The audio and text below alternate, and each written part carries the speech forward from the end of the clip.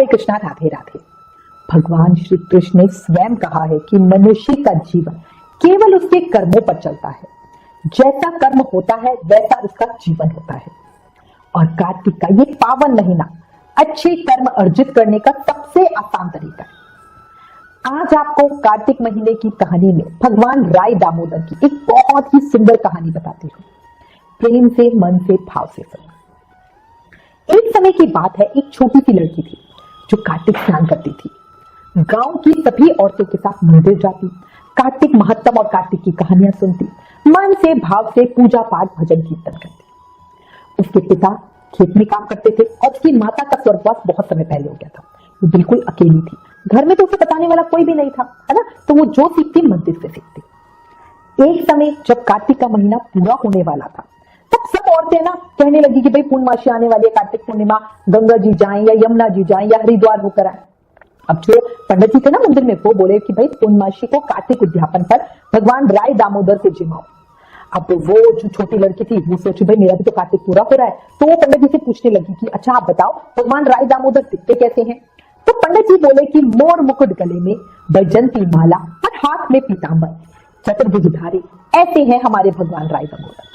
अब उस छोटी लड़की के मन मंदिर में भगवान राय दामोदर की छवि स्थापित हो गई। तो हर समय उनके बारे में सोचने लगी।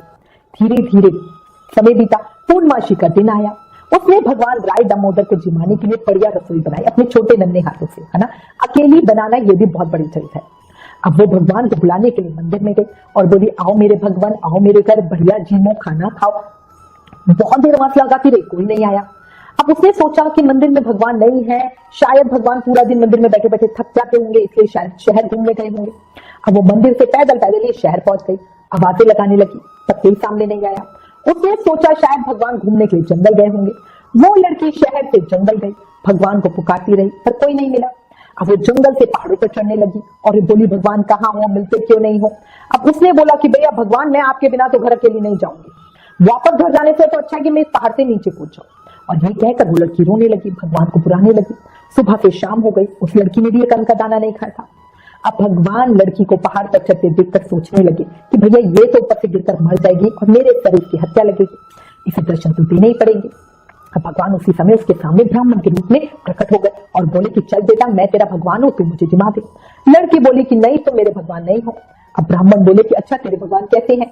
उसने कहा मेरे भगवान तो मोर मुकुट वाले, गले में बैजंती माला पहने हुए, हाथ में पीतांबर लिए हुए, चतुर्भुजधारी हैं।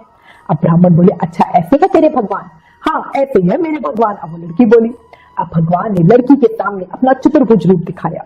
अब लड़की बड़ी खुश हो गई और बोली कि हाँ तुम ही हो मेरे भगवान। अब लड़की आगे आगे भाग भाग के चल रही है और भगवान उसके पीछे पीछे। भागते भागते संग की सहेलियां बोली कि मेरे घर मेरे भगवान आए हैं। पूरे गांव में से सिर्फ एक औरत को भगवान के दर्शन हुए, क्योंकि देखो भाई जो सच्चे दिल का होगा उसी तो भगवान के दर्शन होंगे। बाकी सब ऐसे खड़े के खड़े रह गए। जिनके भाग्य में भगवान के दर्शन लिखे थे उन्हें हो गए और जो पापी थे वो ऐसे ही रह गए, है ना। हे राय दामोदर भगवान, जैसे आपने लड़की को दर्शन दिए वैसे ही इस कहानी को कहते सुनते विकारा भरते सभी को दर्शन देना, सबके मन की इच्छा पूरी करना।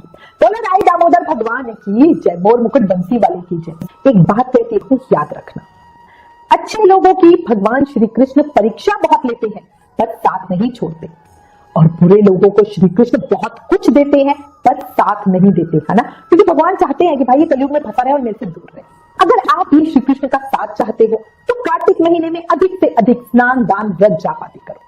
अगर कार्तिक महीने की ये कहानी पसंद आई हो तो प्लीज इस वीडियो को ज्यादा से ज्यादा शेयर करो। Please like, share and subscribe. Thank you. Hare Krishna.